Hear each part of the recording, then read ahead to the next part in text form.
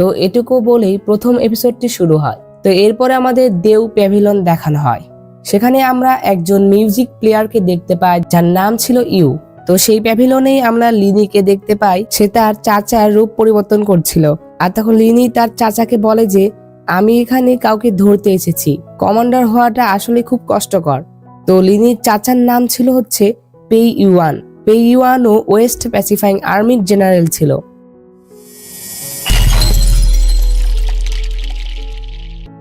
তো এরপরে লিনি তাকে বলে যে আমি রাজধানীতে ফিরে যুদ্ধ করতে চাই এবং সেই বিশ্বাসঘাতককে হত্যা করতে চাই, আর আমার বাবাকে উদ্ধার করতে চাই, আর ক্রাউন প্রিন্সের ছেলেকেও শুভেচ্ছা জানাতে চাই এবং আমার ইউ সাম্রাজ্য আবারও ফিরে পেতে চাই।